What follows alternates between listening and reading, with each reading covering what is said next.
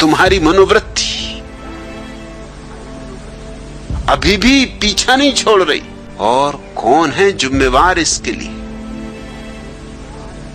जिम्मेवार है तुम्हारा भाग्यवाद। सदियों से तुम्हारे तथाकथित धर्म गुरु और तुम्हारे पावन शास्त्र तुम्हें समझा रहे हैं कि प्रत्येक व्यक्ति जैसा है वो भाग्य से निर्मित है। गरीब है तो भाग्य से, और अमीर है तो भाग्य से।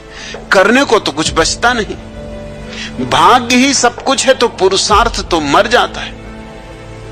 पुरुषार्थ के लिए उपाय नहीं बचता। और संपदा पैदा होती पुरुषार्थ से, भाग्य से नहीं।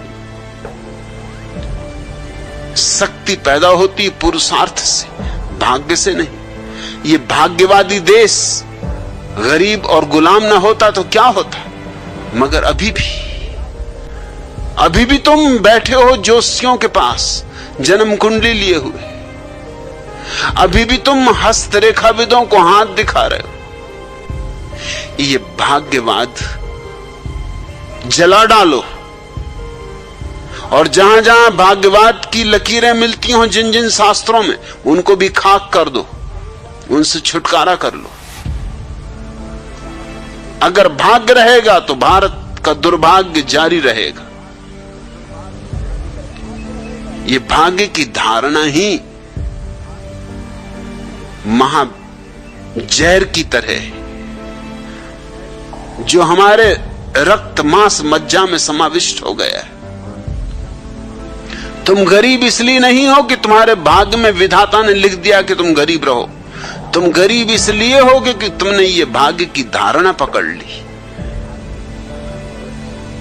और भाग्य की धारणा पकड़ना सुगम मालूम पड़ी, क्योंकि पुरुषार्थ तो करना पड़ता है, श्रम करना होगा, चेष्टा करनी होगी, संघर्ष करना होगा, जूझना पड़ेगा प्रकृति से।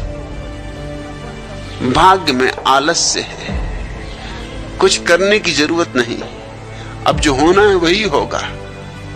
और छोटे मोटे लोग ही भाग्य नहीं सिखा रहे हैं। तुम्हारे तथाकथित बड़े से बड़े लोग भाग्य की ही बकवास कर रहे हैं। मैं तुमसे कहना चाहता हूं, तुम कोरा कागज लेके आते हो, तुम्हारा भाग्य कोरा कागज, फिर तुम्हें ही उस पर अपनी लिखावट लिखनी होती।